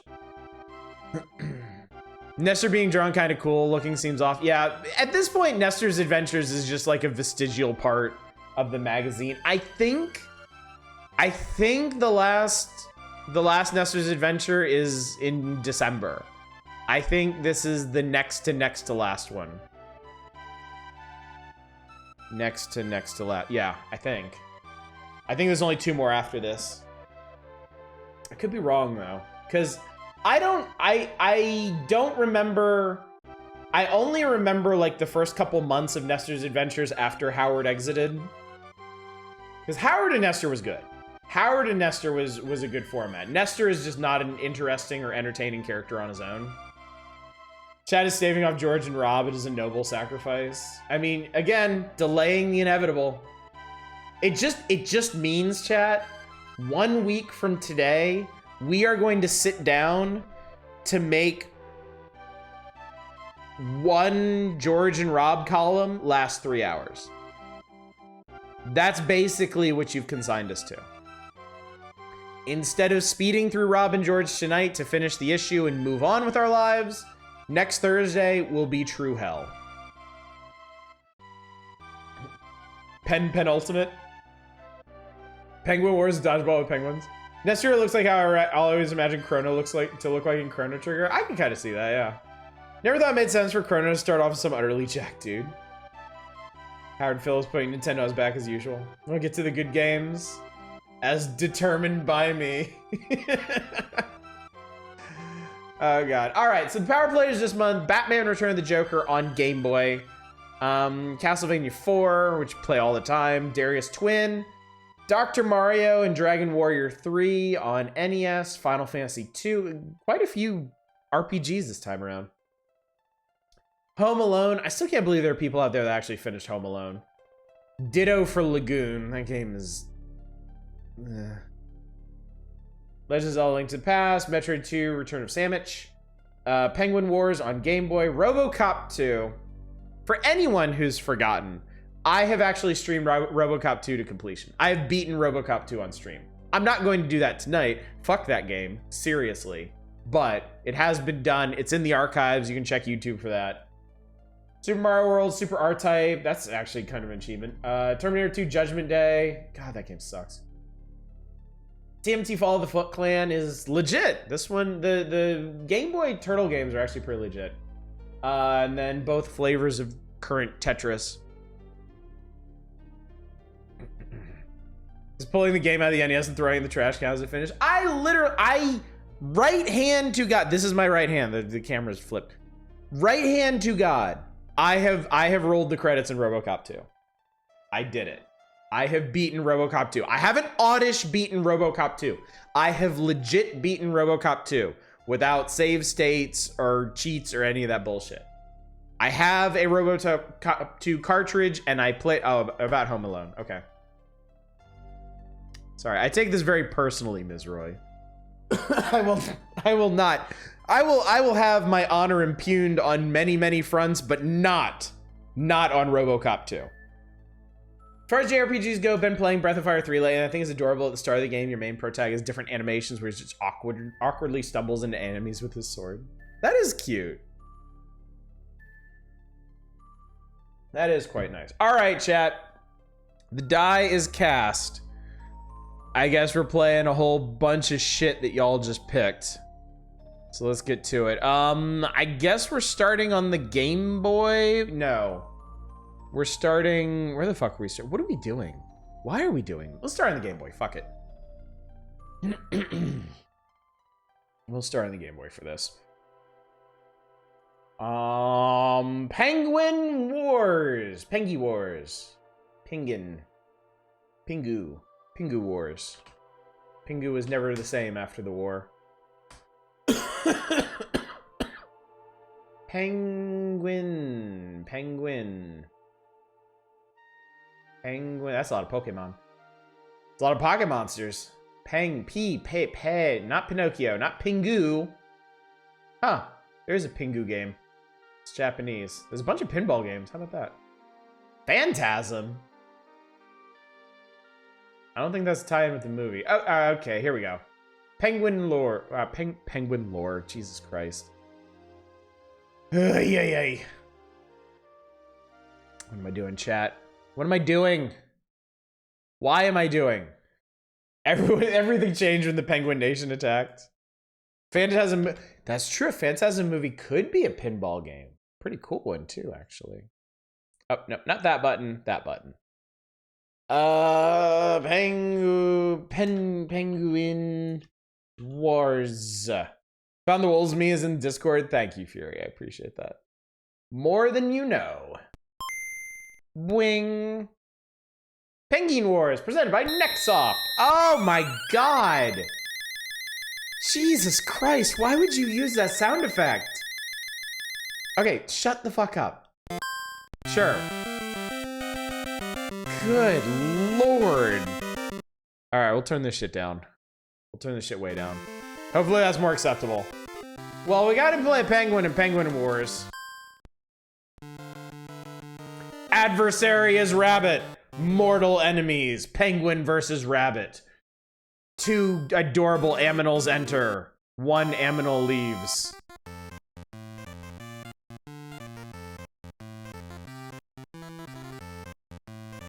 Really? Okay. Oh god, I just clobbered him.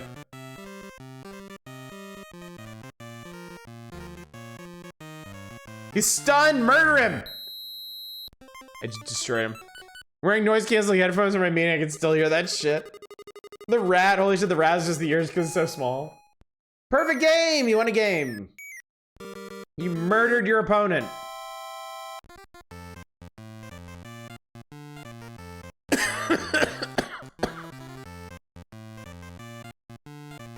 Boom! Oh, you're fucked now, buddy. wombo combo you. Interesting that the balls can hit each other and actually, like, change. Oh god! And actually change their perspective, their trajectory.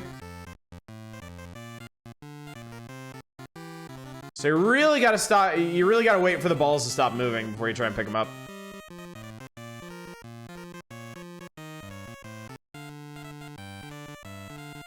What the fuck? He's laughing at me. Not fucking funny. Yeah. Boom! There we go. Is this being really fun against someone else, like as a Mario Party minigame or something? He's not laughing, he's downing a beer. It's just a tiny drunkard. You won the set, next game starts. Fuck you, Penguins rule supreme. Next comes bonus game. Oh, Jesus Christ. What are we doing? What are we doing? Serious question, what the fuck are we doing? Oh, we're just throwing as many balls as possible, apparently.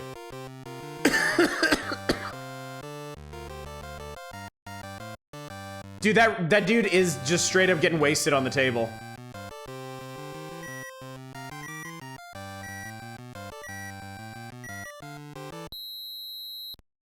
All right. You are an excellent player. You're awarded points. Their adversary is Cow, the enemy of humanity. Cow is here. Cow does not forgive. Imagine there's a Mode 7 sprite scaling, actually. I'm in this game and I don't like it.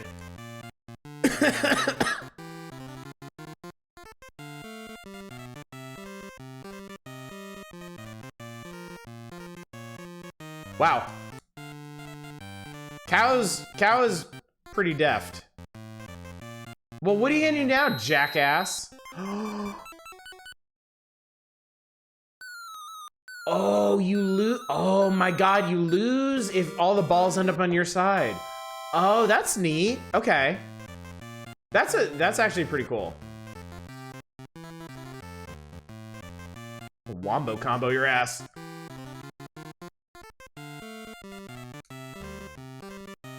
So that's what keeps you from just like hoarding all the balls. Oh, you can't. Okay, you can't straight knock them out. I get it. I'm not knocking them out. I'm getting all the balls on their side. Okay. That's interesting. It's not really dodgeball then. Dude, Jesus Christ.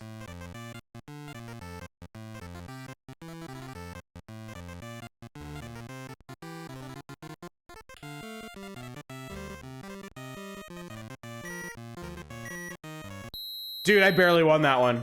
This is cool. This is a cool game. I like this. That was apparently a perfect game. So I guess if it goes to time, it's just whoever has the fewer balls on their side. Okay, I like this a lot. This is really cool.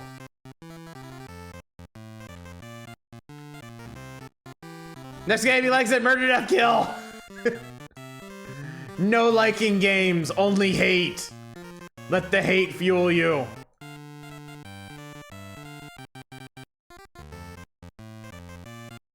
Fuck Cow.